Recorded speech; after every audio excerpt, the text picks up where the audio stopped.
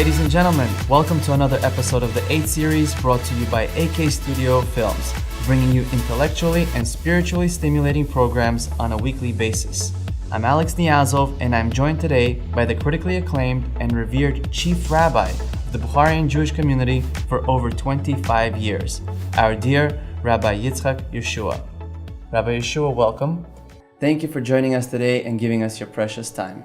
Shalom uvracha. The first question is from Aaron. How honest does a spouse need to be if he knows being completely honest can only distress his or her partner? Is it okay to hold that sometimes less is more? Well, we spoke about in the past that there are two powers in life, justice and peace. And they are very wonderful powers, but they are contradicting themselves. Because if you want to know who is right, who is wrong, there will never be peace. The concept of peace is that even though you're wrong, I'm walking with you, I'm going with you. And the Torah mentioned that when God revealed to Sarah that she's going to have a baby boy, her reaction was that she and her husband are very old. And when God is talking to Abraham, he's telling him that Sarah was saying that she is old. He didn't mention the fact that she said about a man, which we learn from this. The Gemara says that when it's come to harmony between husband and wife, it has to be more in a peaceful way and not in a justice way. But from the other side, we're talking about building a long relationship. So honesty and integrity are going to lead to trust. And as you know, trust is the most important thing in any kind of relationship. So I believe the answer is that it has to be honesty, but I believe that the way that things has to be delivered has to be carefully said. Because I'll give you an example just to make it something more real. I have a couple that the mother of the husband, she's needy, and the husband is supporting her. From some reason, the wife look at it as a very insecure way, and she's very defensive in this. So he asked me, the husband, so I say that you have to tell to your wife that we are helping my mother because she is my mother.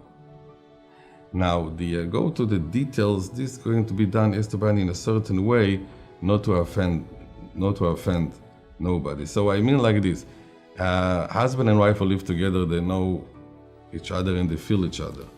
But and they have to be honest with each other to create a big and a healthy relationship.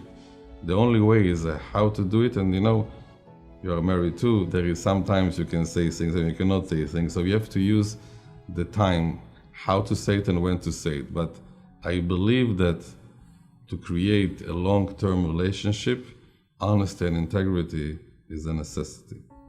100%. They go hand in hand. Yep. Another question from a viewer submitted.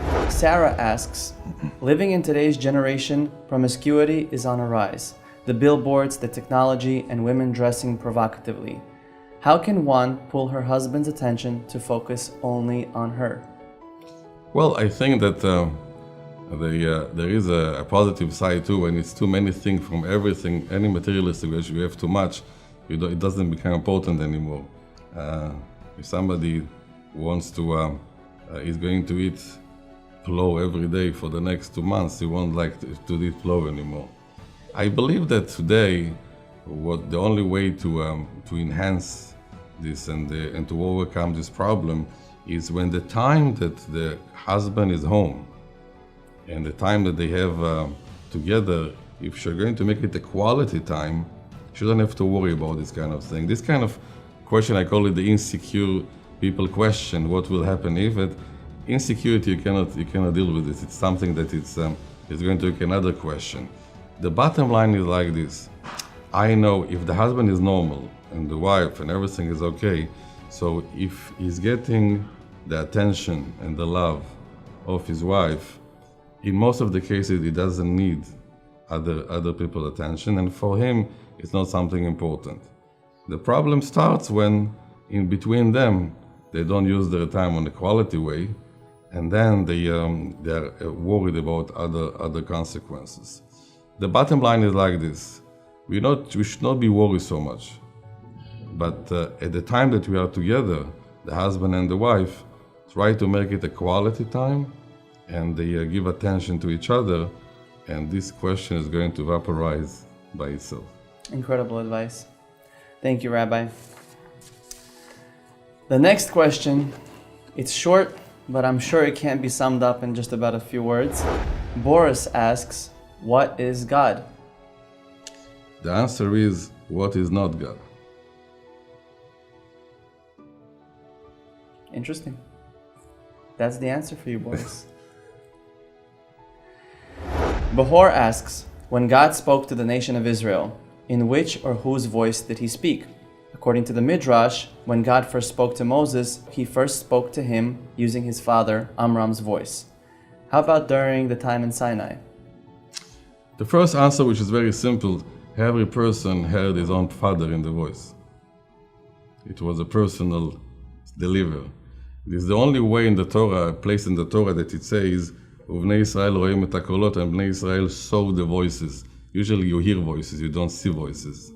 So it talks about a certain voice that came, which was every person, what is the voice that he needed to let the things go inside his heart. Because the Ma'amad Har Sinai, the concept is to make people that have the love of God and the fear of God inside their heart directly. So like Amram was the voice who was chosen for Moshe, every person, it was his father, or sometimes there is no father, the Bukharians say, Teroi b'joy hafta padar, we need, the uncle is very important. So every voice that would make a person receive this message in the utmost way. Question submitted by Nathan. What are the best ways to influence today's generation to be on the path of Torah observance without force? Well, I think that the question, the last two words is the answer, without force. There's a beautiful midrash in the beginning, introduction of Megillat Ruth. Megillat Ruth, the story of Ruth HaMoaviyah, the grandmother of King David, we read on Shavuot, and the night of when we received the Torah. And there is no one halacha over there. So the midrash is asking, we're talking about the night of receiving the Torah. Why we don't take something with a lot of laws and regulation? And the answer is very simple. The Torah starts with chesed and ends with chesed, doing good. After God created the world, the first action is written that he did, that he saw the naked people and he gave them clothing. And the last action, after Moshe Rabbeinu passed away, we see that God is burying a person that doesn't have nobody to bury him. So the Midrash say it starts with doing good and ends with doing good. And I think this is the answer. People are going to test us and going to check us if we are really kind and good for them. And this can be a good introduction. The Gemara in Masechet Shabbat brings a wonderful example when a not-Jew, a Gentile, come to convert, and he asked Hillel to convert him. So he asked Shammai to convert him, and Shammai say, I cannot convert you, it's too much, it's too long. And he came to Hillel, and Hillel say, I'm going to convert you, but I need time. He said, I don't have time, I'm a businessman. I have just 1 minute. Can you teach me the whole Torah in 1 minute? Al regel achat. So Hillel told him, you know what? Whatever is painful to you, don't do to your friend. Or in a general thing, love your neighbor as love yourself. And I think this is the only way to access any people, by showing them that you love them and care for them. And slowly, you can help them to become close to Hashem too. To do good, it's contagious. It's a question submitted by Ilana.